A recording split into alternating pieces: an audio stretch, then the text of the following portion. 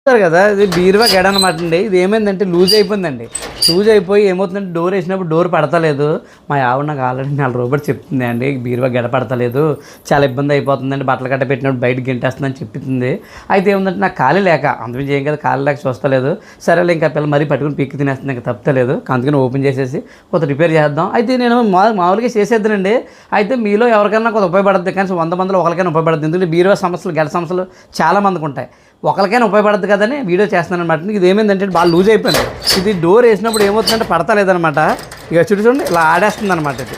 దాని కాబట్టి ఇది ఏంటన్నా దాన్ని ఒకసారి ఓపెన్ చేసి చూపిస్తాను. ఈ గెడక లోపల పక్క అనమాట అండి. దీనికి చూడండి 2 స్క్రూలు ఉన్నాయి. ఈ 2 స్క్రూలు ఓపెన్ చేస్తే ఇది ఏంటన్నా తెలుస్తుందండి. ఆల్రెడీ మనం ఏం చేద్దామంటే ఈ స్క్రూలు ఓపెన్ చేద్దామండి. ఈ స్క్రూలు ఓపెన్ చేయలేక మన దగ్గర స్క్రూ డ్రైవర్ ఉంది కదా, మీకు తెలిసిందే కదా, మనం అలాగే ఎలక్ట్రికల్ వర్క్ చేస్తాం. మన దగ్గర చిన్న చిన్న స్పేర్ పార్ట్లు ఉంటాయి కదా, ఈ స్క్రూలు ఇప్పేస్తున్నాను అనమాట. హాయిగా స్క్రూలు ఇప్పేయానండి.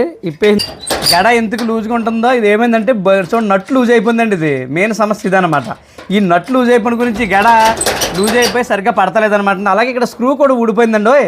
కాబట్టి దీనికి ఒక ఎక్స్ట్రా నట్టు వేసేద్దాం, అలాగే స్క్రూ వేసేద్దాం. అయితే మన దగ్గర స్పేర్ ఉన్నాయో లేదో చూద్దామండి ఒకసారి.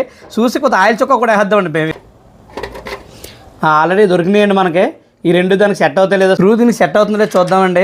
ఆహా, సెట్ అవుతుందండి. స్క్రూ బాగానే దొరికింది, బాగానే సెట్ అయింది. అలాగే నట్టు కూడా సరిపోతుందో లేదో చూద్దాం. ఓహోహో, నట్టు కూడా సరిపోయిందండి. ఇప్పుడు ఈ 2 టైట్లు వేసేస్తే, ఈ స్క్రూ కూడా టైట్ వేసేస్తే మన గెడ ఆల్మోస్ట్ సెట్ అయిపోద్ది అనమాట అండి. టైట్లు వేసేద్దాం ఒకసారి. ఆల్రెడీ స్క్రూ టైట్ చేసానండి, అలాగే బోల్ట్ కూడా టైట్ చేసేస్తాం. అయితే మరి హెవీగా టైట్ చేయకూడదండి. హెవీగా టైట్ అయితే మళ్ళీ గెడ తిరగదు, మళ్ళీ మీకు ఇబ్బంది అయిపోద్దిగో. అంతే, అంతవరకు చేయాలండి. ఆ తర్వాత మనకి బెస్ట్గా ఉంటుంది అనమాట.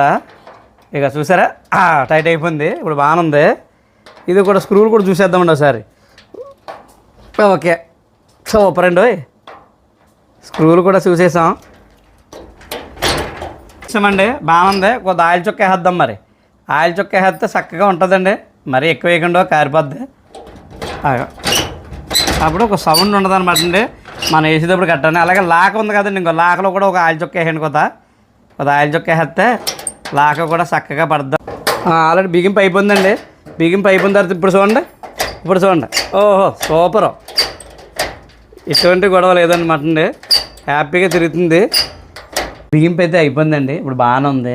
అయితే ఏంటంటే చిన్న చిన్న పనులు అయితే మనం చేసుకోవచ్చండి. పెద్ద పెద్ద పనులు అయితే బీరువాలు బాగా చేసుకోవాలని కేకేయాలన్నమాట అండి. చిన్న చిన్న మనం చూసుకుంటే బెస్ట్ కదా. ఇప్పుడు మామూలుగా అయితే దీన్ని 500 తీసుకుంటారు వాళ్ళు రిపేర్ చేయడానికి, మనమైతే ఫ్రీయే కదా. కాబట్టి దీనికి పెద్ద పనులు లేదు, సామాన్లు ఏం పడవండి. 12-13 డెక్ కూడా పడుద్ది, అలాగే స్క్రూ డ్రైవర్ పడుద్ది అనమాట. అంతేనమాట అండి.